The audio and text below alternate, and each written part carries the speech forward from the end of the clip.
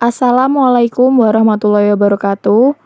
Teman-teman, kali ini kita akan mempresentasikan materi antara perang dan diplomasi yang dibawakan oleh kelompok 9 beranggotakan Fahma Maliziah Putri, Retno Wahyuningsih, dan Yamaniyah Yumna.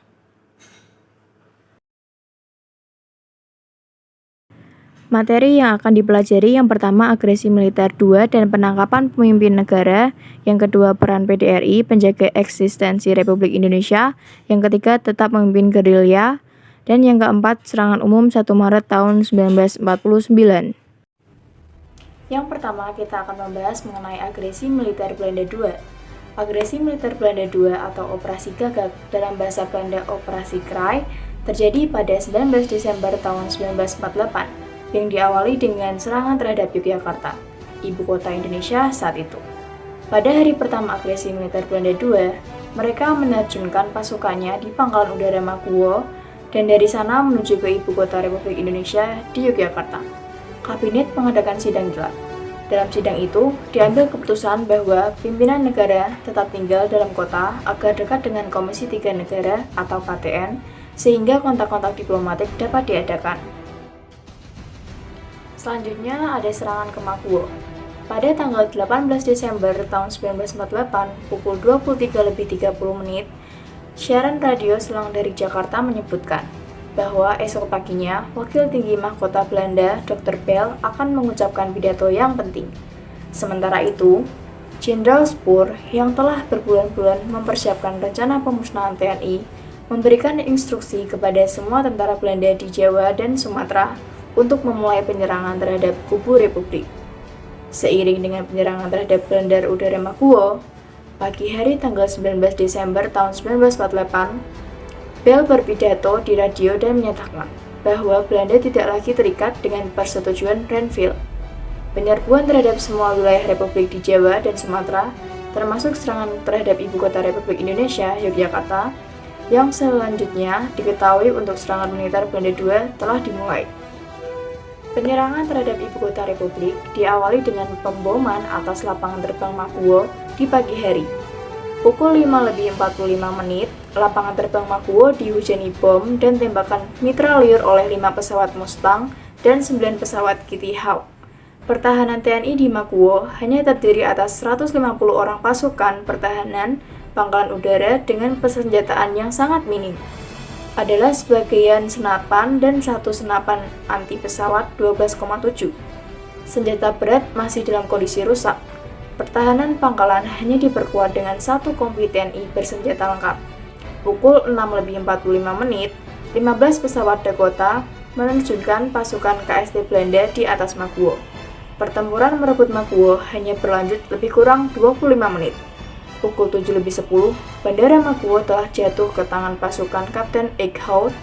Di pihak Republik tercatat 128 tentara tewas, sedangkan di pihak penyerang tak satu pun jatuh korban. Selanjutnya ada pengasingan pimpinan negara. Pada pukul 7 waktu Indonesia Barat tanggal 22 Desember 1948, Kolonel Van Lengen memerintahkan para pemimpin Republik untuk berangkat ke Pelabuhan Udara Yogyakarta untuk diterbangkan tanpa tujuan yang jelas. Selama di perjalanan dengan menggunakan pesawat pembom P-25 milik Angkatan Udara Belanda, tidak satu pun yang tahu arah tujuan pesawat. Pilot mengetahui arah setelah membuka surat perintah di dalam pesawat, akan tetapi tidak disampaikan kepada para pemimpin Republik. Setelah mendarat di Pelabuhan Udara Kampung Dul Pangkal Pinang yang sekarang Bandara Depati Amir, para pemimpin Republik baru mengetahui bahwa mereka diasingkan ke Pulau Bangka. Akan tetapi, rombongan Presiden Soekarno, Sultan Syahrir, dan Menteri Luar Negeri Haji Agus Salim terus diterbangkan lagi menuju Medan, Sumatera Utara, untuk kemudian diasingkan ke Brastagi dan Parapat. Sementara Mohatta, Soeharto, dan Mr. Asad, Mr. Pringgodikdo diturunkan di Pelabuhan Udara Kampung Dul Pangkal Pinang dan terus dibawa ke Bukit Menumbing Mentok dengan dikawal truk bermuatan tentara Belanda dan berada dalam pengawalan pasukan khusus Belanda, Korps Special Troepen. Selanjutnya kita akan membahas peran PDRI, penjaga eksistensi Republik Indonesia. Pemerintah Darurat Republik Indonesia resmi dibentuk pada tanggal 2 Desember 1948. Syarifuddin diangkat sebagai Ketua PDRI, TM Hasan sebagai Wakil Ketua, Berikut kronologinya. Setelah mendengar berita bahwa tentara Belanda telah memulai serangannya, Sudirman mengeluarkan perintah kilat yang dibacakan di radio tanggal 19 Desember 1948 pukul 8. Sudirman dalam keadaan sakit melaporkan diri pada Presiden.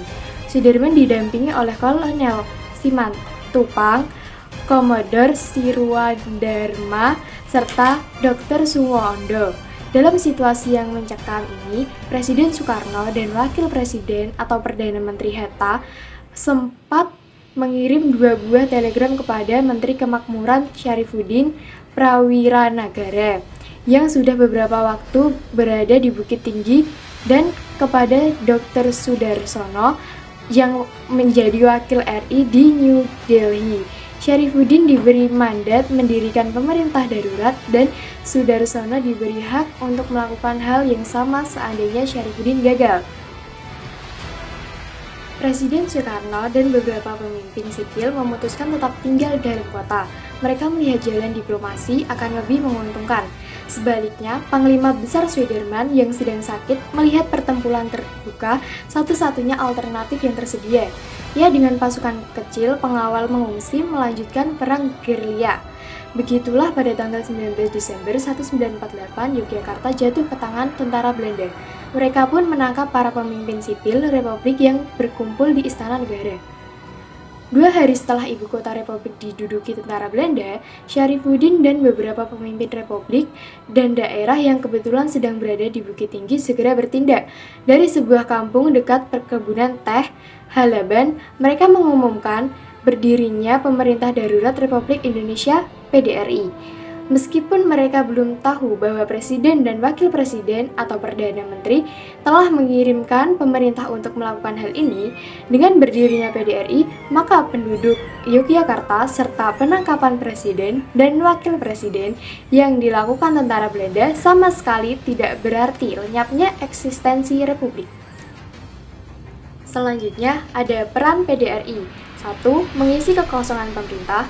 2. Menyampaikan informasi mengenai perkembangan dalam negeri, khususnya kemajuan gerilya yang digunakan para diplomat sebagai senjata untuk menghadapi Belanda dalam perdebatan di Dewan Keamanan PBB.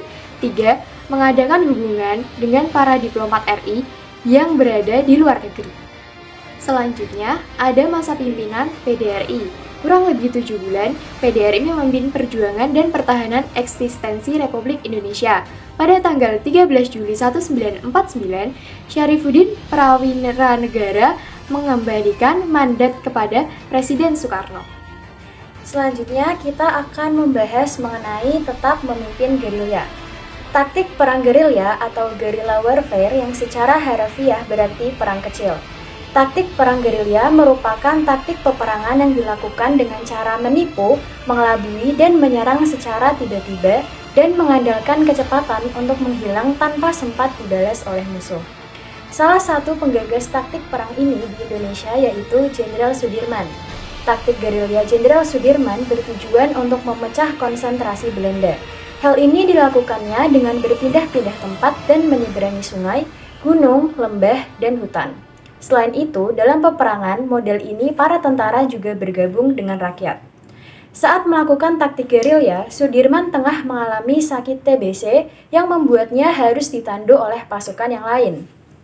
Dengan taktik ini, Sudirman harus melakukan taktik berpindah-pindah tempat dan melakukan perjalanan memasuki desa-desa kecil.